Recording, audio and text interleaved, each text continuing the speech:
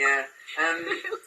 Lovely you were supported in that way by your teammates and your work environment. But Rebecca, you were saying about being an author, that there's that part of putting yourself out in public, and that can be stressful because you're open to sort of people's criticism publicly, really. And I suppose with social media, if you're posting your books and people can comment, and anyone can comment nowadays.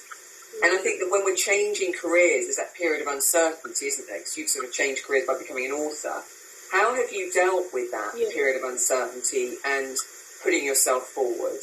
And was there ever a phase where you felt there was a bit of imposter syndrome or lack of confidence? Tell us a little bit about that.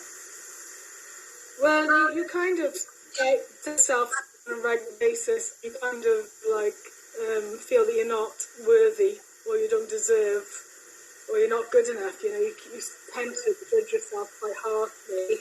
It doesn't matter how many friends or family or people I've only just met through Goldster say, oh, it's a lovely book, it's fabulous, I love it. If you're putting yourself out there on all the social media and you're not getting any likes or any sales or anything, it's just really hard not to take it personally. It's like, what am I doing wrong?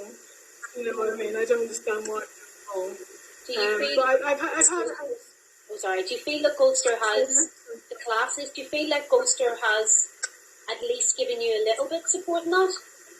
Do you feel supported? Oh, definitely. I mean, it was David Mark's encouragement in the creative writing course that made me publish them in the first place. Amazing. Because I wrote them 2 years previously, and I had no intention of really publishing them. No, they were just for Cassie, really.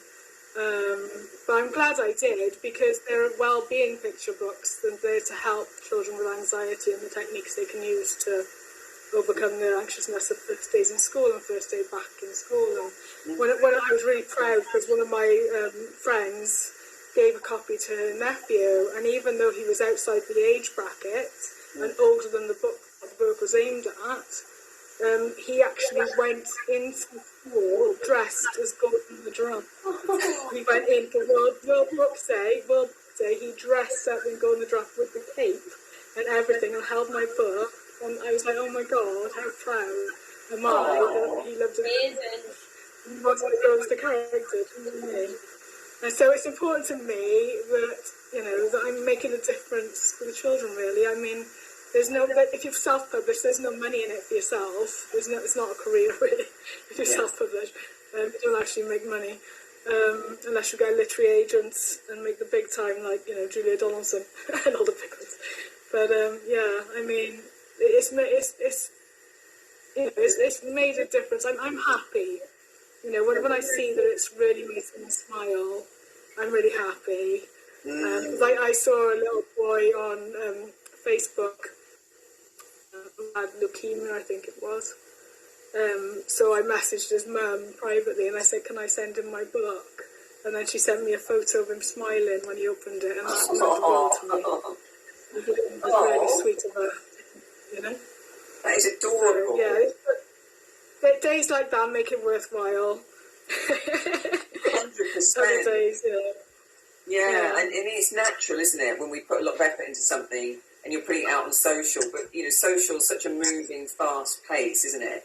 And there's algorithms that interfere with the way people see things and so forth. But it's fantastic that you still, even with the self-doubt, which is totally human, we all go through periods of self-doubt, don't we? Especially when trying something new, that you surf that self-doubt and you keep going, you know, which is a testament to you. And amazing that you had those books and then you found the courage within yourself and the confidence to publish them through the creative writing courses with David Marks, which is, you know, brilliant.